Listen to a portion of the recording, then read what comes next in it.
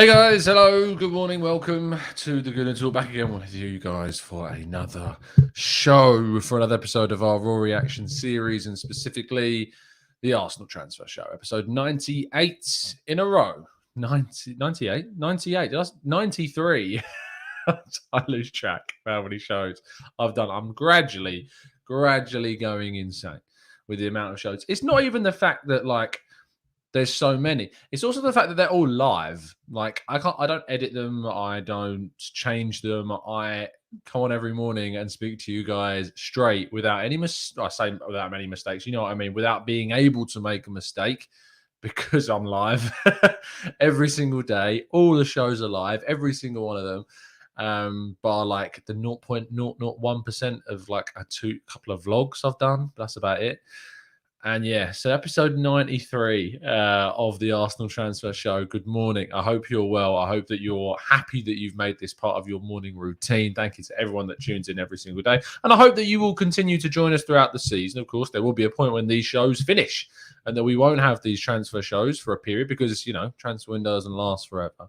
So I hope you do choose to stick around throughout the season with us, guys. And you never know, we may end up doing some morning shows and stuff as well. There's stuff planned for the season. Don't worry, we've got you. We've got your stuff. Let's crack on though, and start off with, obviously, if you want to help support the channel, you can vote for us in the FCAs. And you can do that by tweeting. I am voting for at the Gooner Talk TV in at the _FCAs for hashtag best club creator. Thank you, by the way, to those of you. There's been a few people that have been voting every day. I don't know if they count. I don't know if that works. Probably doesn't. But thank you to those that have been voting every day, despite having already voted a good 20 odd times prior. Thank you so much. It genuinely means the world. Keep doing it. Just keep going. I'd just love to get a nomination. Would be great. Taking part is wonderful. But I'd love to get nominated. It'd be great. And of course, you can, if you don't have Twitter, vote for us with the information in the description as well. And actually, we've got another show coming up for you guys in a little bit as well. I'm going to be joined by the one and only Arsblog a little bit later on this morning, 10 a.m. So in literally 2 hours' time, I'm going to be back here having a chat with Andrew, aka Arsblog, about kind of the choices that Arsenal are making in the window, specifically about the likes of Joe Willock, Granit Xhaka's contract, James Maddison being a priority over Odegaard, the right-back situation, whether Chambers is enough, lots of stuff and more. So make sure you join me in a couple of hours' time to have a chat with Arsblog, who I'm sure lots of you guys know who Andrew is. And if you don't, go follow him at Arsblog on Twitter. I'm sure you already do. But it's going to be an interesting one and a great chat, I am sure. As per, we're doing these every month now, so it's really good to have a chat with Andrew. Anyway, let's go on to the news. We start off with Granit Xhaka. Now, I did do a show with some amazing guys yesterday, Chris, Alex, and King yesterday from our members. Our Discord server came on and we did the Arsenal Transfer podcast yesterday. And we talked about Granit Xhaka's new contract. Chris Wheatley reported that he has signed a new 4-year deal with the team yesterday, in fact. And obviously there was a reaction, as you'd expect from Arsenal fans. We love a reaction, we do. The way that this is broken down, and I read the article by The Athletic as well, who basically said that this is a new deal to at least 2024. So what that means is he has 2 years currently left on his deal. He would have run out in 2023. The contract extends that till at least 2024. So it's a 1-year extension. And by putting the words at least, and by Chris Wheatley telling us that it's a 4-year deal, it makes me feel, and from the powers of deduction, that 4th year in the contract is an option. So Arsenal can choose to take up that year if they want to, but it's not kind of set in stone right now. It's how I've interpreted the article by The Athletic from the information given to us by Chris Wheatley. So it's all that's happened basically is that when you call it a 4-year contract, I think it takes out of context. He's already got 2 years left on his deal. We're extending it by 1 more year, and then there's an option for a 4th year on that. Now, the reaction to this has obviously been quite wide-ranging. I'm not going to go into loads of detail on it because we're going to talk about it with Arsblog a little bit later on today. But in my mind, I mean, Xhaka was our best midfielder last season. Let's not forget that. And if we lose him, we would have to replace him. And I still think we should replace and upgrade on him if we can. It's proving more difficult than it seems to improve on central midfield. And if we were to lose Granit Xhaka and just bring one guy in, all we'd have is Lokonga and El Neni. I understand why we're doing it. I also don't think accepting 12 million euros from Roma is smart. Less than 10 million quid for a player of Granit Xhaka's quality is frankly idiotic to do accept. They didn't want to pay any more than that. We're in a pandemic. We're being affected by all those things. I understand the choice in extending his deal. I just think that we still need to upgrade, and that's important. But anyway, as I said, I'm going to go into a lot more detail about this with Arsblog in about 2 hours' time.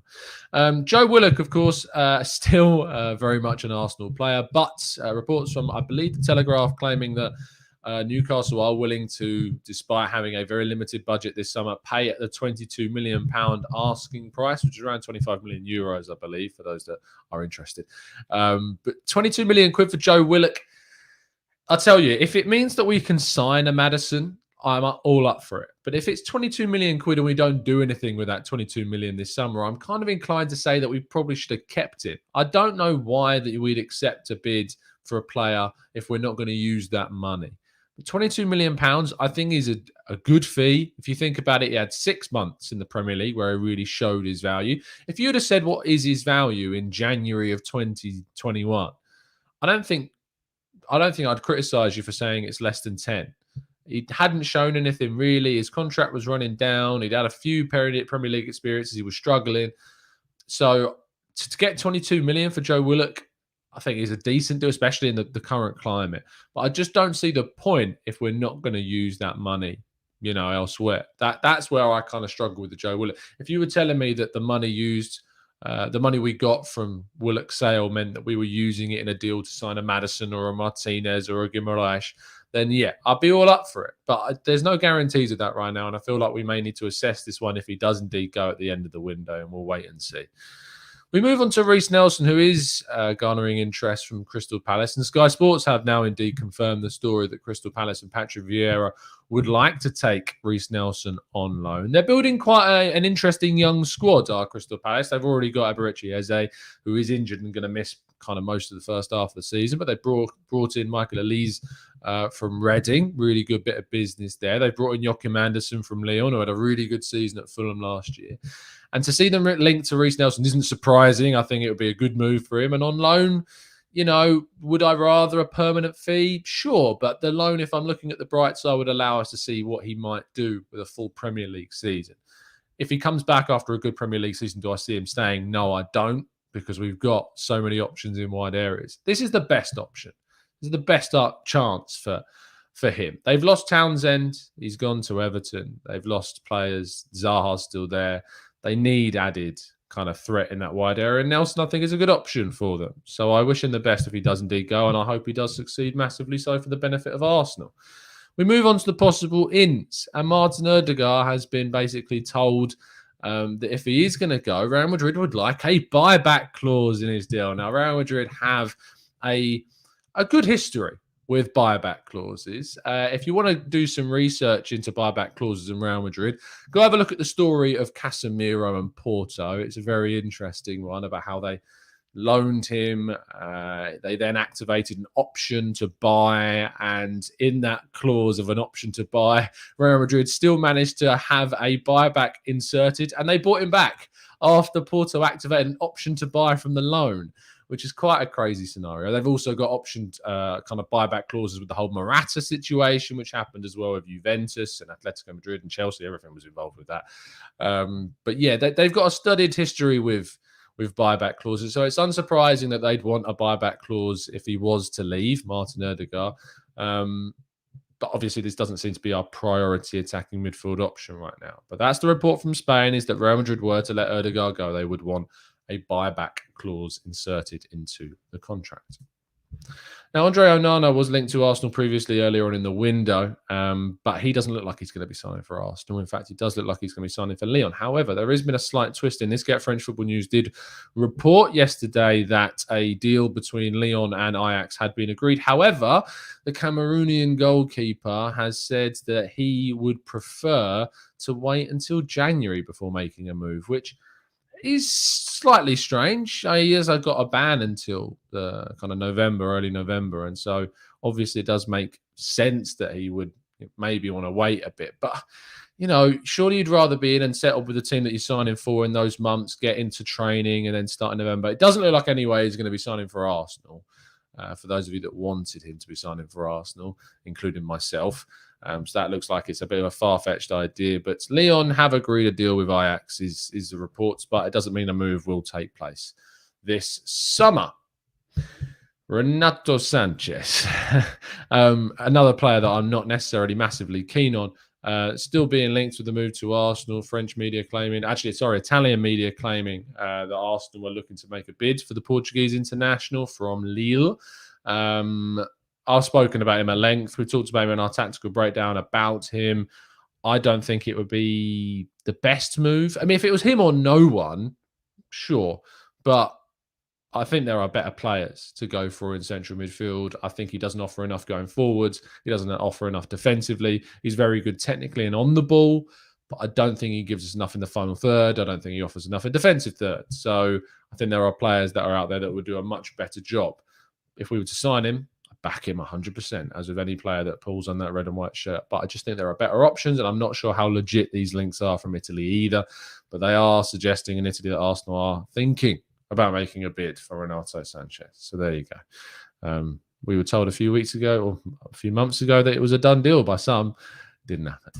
Lautaro Martinez has, of course, been linked to Arsenal for some time now, a couple of weeks. Telegraph broke the story. The Athletic confirmed the inquiry. And now with the Harry Kane situation, it has complicated things a bit. There was some interesting claims yesterday made that the deal was further along the line than I certainly am aware that it is. Other than an inquiry, there's been no bids, no personal terms have been agreed, nothing of an advanced nature has been sorted with this deal. Do I think it will happen?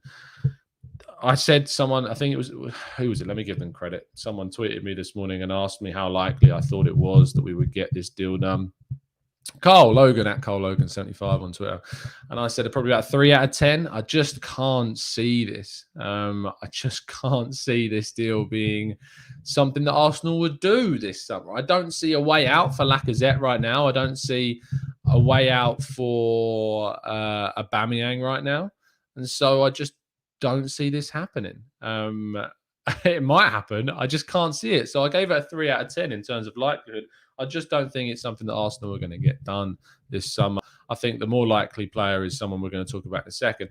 I'm just not sure that Arsenal are going to, be able to spend this amount of money without moving a lot of players on it. I don't know where those players are going to be moved on right now because we're still so slow at selling, quite rightly, because it's really hard to sell this window. But I just don't see this deal as likely right now. It might change. I hope it does. I'd love it. But I just don't see it as realistic right now. Our final story of the day is, of course, around James Maddison. And of the two big marquee deals that Arsenal could get done, one being Martinez, the other seemingly being Maddison, this looks like a more likely deal that Arsenal could get done, according to Chris Wheatley. And by the way, massive props to Chris yesterday. He broke a number of stories exclusively. Massive congrats to him on the hard work. And he reported that Arsenal have indeed made a bid with a player as a kind of a cash plus player kind of scenario. But Arsenal aren't the only London club interested. Now, you'd imagine that might be Chelsea. I think that you'd imagine it would be Chelsea. I'm thinking why it would be Spurs, and I'm struggling. They've just brought in Brian Gil. They've got Ndombele, although that doesn't look like it's certain. It's a weird one. I'm not sure. You think it would be Chelsea as the other team, but you never know. It could be Spurs. He does apparently favour a move to Arsenal, which is great. That's wonderful. And I always kind of got the sense that Maddison likes the idea of a move to Arsenal to be kind of a main man and be that number one figure in the team. But the idea of Arsenal getting Maddison is a wonderful one, and I think it would be a great deal. I love the fact we're going for homegrown players. I think that's fantastic. It's just a lot of money, and the idea of Arsenal stamping that amount of money up is really strange considering how much we've already spent. We've spent 70 million plus already this window, if you remember, and We still need to add a centre mid. We still need to add a backup goalkeeper. Right back is a position that we need to add in. Central midfield, we still don't know what's going on with that. There's a lot of positions. So to spend 60 plus mil on a player, and then we've still got that business to do, just to me seems so far-fetched. But you never know. It could happen. But a player plus cash bid has been made, according to Chris. And the Guardian have also legitimised that further with their story saying that he would actually be keen on a move to Arsenal. So I gave it a 6 out of 10 in terms of likelihood, just because obviously a lot of things can still change and go around. So there you go. But it's trustworthy sources and ones that you should definitely pay attention to. And I'm looking forward to seeing how this one develops over the next kind of fair few weeks or so. Let's get your thoughts and feelings, though, in the chat box as we move to our final part of the show, which is your question. So if you do indeed have something that's on your minds that you desperately would like to know more about, then please throw the questions into the chat box and we'll try and go through as many for you as feasibly possible. Let's start off with Wes, who says, it's one thing to wish something, but Tom, do you believe we are going to sign or even try to sign another centre mid after we extended Xhaka's contract? For me, it's no. For me, it's number 10, a backup goalkeeper and a right back if Hector leaves. Look, I think if with Granit Xhaka staying, the central midfield area as a priority has gone down the list. That's what I would say. As I thought with Granit Xhaka leaving, central midfield would have been right at the top of Arsenal's list of positions to go for. With Xhaka staying, I think that attacking midfield and goalkeeper have certainly taken a lead on the central midfield position. But I do think that Arsenal would, if the opportunity presented itself, sign a central midfielder this summer.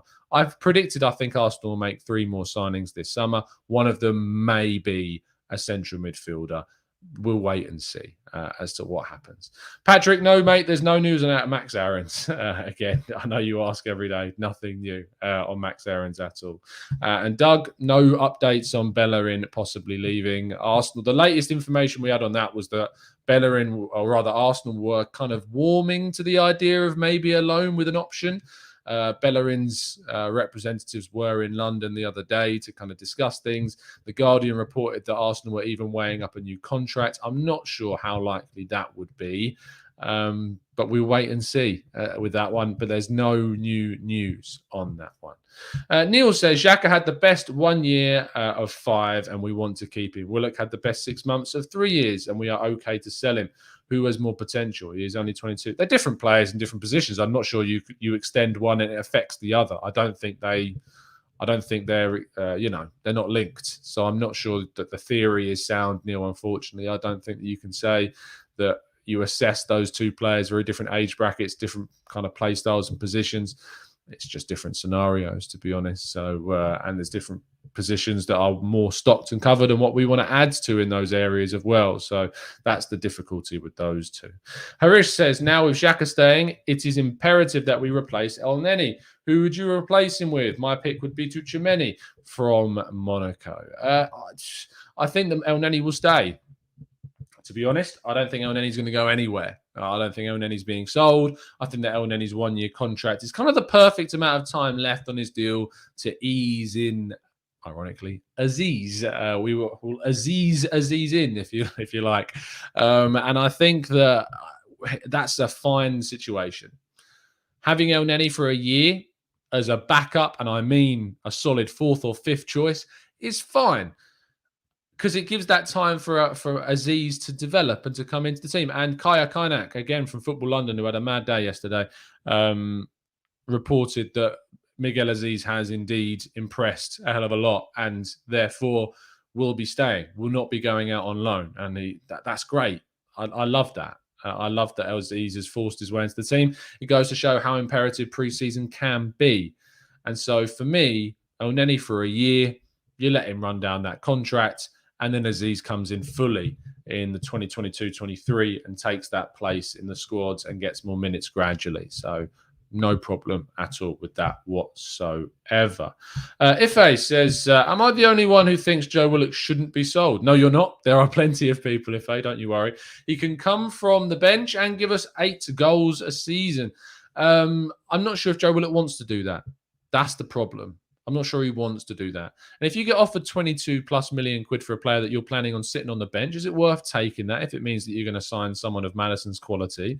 That's the problem with the situation with Joe. It's a really difficult situation, but it is one I'm going to be discussing with Andrew in about an hour and a half's time. Matt G says, Tom, do you think there is some confusion around the terms advanced talks? I've heard some use of it when a club have just inquired about a player. Yeah, let's go on. Let's discuss this. So Terry from the Football Terrace, who I just lay out there, Terry's a friend. I've been on his show. But as with any friend, I'm more than open to be critical. I'm more than open to question when someone uses terms that I think are, in my mind, misleading.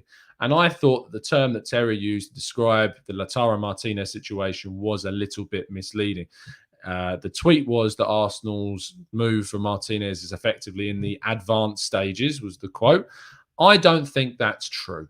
Arsenal haven't made a bid for Martinez. Personal terms have not been agreed with Martinez. Inter haven't accepted any kind of bid because there's not been one. No medical has therefore taken place. There's no deal in place right now.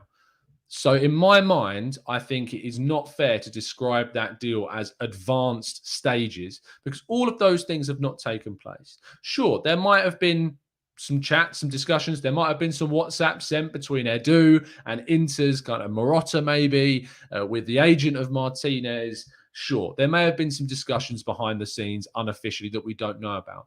But to describe the deal as 90% done and towards the advanced stages, I just don't think is a fair representation to the fans and those that are following someone for information to mislead them like that. So I just don't agree with it. Terry DM'd me afterwards. I'll be very open with you guys about that. And we spoke and we're absolutely fine. It's just, I just don't think it was a fair representation of that situation. I know that Terry's in a situation where he's reporting on a lot of transfer news. I just think it's important when as many people follow you as they do with Terry and as many people that subscribe to this channel like you guys do, that when we talk about information and we talk about transfers, you do it in as a legit way as possible. You guys know I very, very rarely talk about any kind of information that I get. It's only very, very rare because it's half that, and like 90% of the stuff I hear is never strong enough for me to suggest that it's true. I heard from Sasha Tavalieri a couple of months ago, about a month ago, that Lokonga was going to be assessed in pre-season as to whether he would go out on loan or not this year. And I tweeted that out because it came from Sasha, and I told you where the source was. I told you what the source of the information of where it came from was. And now he's obviously impressed massively in preseason. It looks like he's very much going to stay. And it's just important. It's just important that I feel like if you're gonna publish information, don't misbelieve people. Say it as it is, and that's it. Like, we've grown the channel to nearly 26,000 subs. Nearly 19,000 people follow us on Twitter, and that's great and that's wonderful. And I love the community that we've built here. And I'm sure you guys do as well. But I feel like we've done it through being, level-headed and respectful and open and honest about situations. Sure, there might have been a couple of, everyone makes mistakes down the line, we're human. But the point is that if you're gonna inform people about a situation, I just think it's important to be as clear and as legit and level-headed and less clickbaity as possible. It is what it is. Hopefully things change. And I think there was an issue with something else that was tweeted a while ago, which I'm not going to bring up. But it's just a case of, if you're going to report a story, I just think you owe the followers that are there the truth and to not mislead them. So, and the thing is, and I've been accused of it before. I mean, the Dominic Szoboszlai exclusive interview that I released to you guys the other week, in which I spoke to the RB Leipzig midfielder about kind of the reason why he chose RB Leipzig. Some people said that the headline of that piece was misleading because in the headline I put Szoboszlai explains why he chose RB Leipzig over Arsenal. Now, in the interview, the question to Dominic was, Arsenal and AC Milan were interested in you. Why did you choose RB Leipzig? And he provided me with an answer. And so therefore, I don't see anything misleading about, after asking of the interest of other teams, and he's told me why he's joined someone else, why that would be misleading. The content is there, the context is there, and it was provided in the piece. So there you go. It is what it is for me. And I hope you enjoyed the interview, because I enjoyed writing it and giving it to you guys. And I think it was important that that was put out there. So there you go. Anyway, we've got 5 more minutes, guys. Let's throw some more questions. Sorry, that took a little bit longer than I thought it would. Mohit says, Tom, who would be on the bench with the current team? It's actually a pretty good question. If you think about the positions that we've already got, right back, you think Chambers starts. Centre back, you think Ben White and Gabriel would start if he was fit. So that puts Murray and Holding on the bench. Left back, Tierney starts. So Tavares is going to be on the bench. Central midfield, if everyone's fit, Partey and Xhaka right now. Maybe Partey and Lokonga. So Xhaka, or one of Xhaka and Lokonga will be there. You think Willock would be on the bench right now if he stays, along with Nketiah, maybe Balogun if he gets in, and Nketiah might be going. You've got Saka, you've got Smith Rowe, you've got Pepe. I think all three start until we sign a number 10. And then on the striking position, it's going to be one of Aubameyang or Lacazette that starts on the bench. And Martinelli, of course, I think still will be on the bench, but will be getting more opportunities as the season goes on. You have to think that for Martinelli to get in the team, he's got to be in the team over one of Pepe or Saka. And that's a really hard kind of position to get in over those two. Some people would say that maybe we should use him as a striker. I'm not as convinced by that. But I think we've got a really strong bench, a growing bench in terms of quality. And I think the first team is improving the more. We just need to add a couple more, 2, 3, 4 more players in certain positions. Centre mid, backup goalkeeper, right back, attacking midfielder, and maybe a striker, but that only depends on who leaves. So there's a lot more still to do, of course. Chuck says, do we think as a club Arteta has the balls to bench or send to the under-23s Aubameyang to get his form back and also play the young strikers who are in form? Chuck, you don't send a player who's out of form to the under-23s. That isn't good management. You send a player to the under-23s to train with the reserves if there is a professional problem. That is typically the only time when you will see that happen. If a player is out of form, one of the worst things that you could do is saying, you're not playing very well, you're 32 years of age, I'm going to send you to play with the reserves. That's not a good way to manage that situation. So it's not about having the clout or the front to say, look, you're out of form, you're going to go play with the under-23s. That doesn't happen. And that's not going to help a player like Aubameyang with his personality. That's just not going to work. What you do is you give them a minute at the limelight, you put a Lacazette in place, you put them on the bench, and you say, you need to fight for your place back. It's as simple as that. But you don't put them in the under-23s. That is not a way to doing the things in the right way, in my opinion. Sarvik says, Tom, don't you think White for 50 million is now a great deal? Now that's those down the road on the other side of getting Romero for 55. Look, I don't know enough about Christian Romero to tell you if I think he's worth that amount of money at all. I haven't seen him. I haven't watched him. I can't give an evaluation on him. But the fact that they're paying for a non-homegrown centre-back for the same price that we're paying, in fact, around the same price that we're paying for Ben White, is going to mean that next season there is going to be a direct comparison between how those two perform. So let's wait and see. Let's laugh at them if it turns out it doesn't work out for them. But it's a big, big amount of money paid for a defender that is still, in my mind anyway, as someone who feel like I'm pretty well across plenty of football, that hasn't been raved about. I haven't heard massive things about him whatsoever. I've seen a few people went, oh, he's got a couple of inform cards on FIFA, but you know, what does that mean? So yeah, we'll see how it goes. Maybe it turns out to be a great signing for them, but I'm hoping Ben White absolutely blows that deal out of the water. Absolutely. Christian says, I'd take Odegaard over Maddison. It would mean we have more to spend on other areas that we need. Also saw a picture of Grealish holding a number 8 shirt at the Emirates. Yeah, I mean, amazing Photoshop skills from whoever produced that picture. Amazing indeed. So there you do. Babu says Romero is a decent defender, but not for 55 million euros. Nikhil says, Tom, should we be targeting a striker who's better in the air? Aubameyang and Lacazette are too wasteful. I'm not sure, because do we produce enough chances in the air, Nikhil? I'm not sure we do. Tierney puts in a few crosses each game. I'm not sure that we do put enough crosses in the box to really say that that should be a priority of a characteristic in a striker.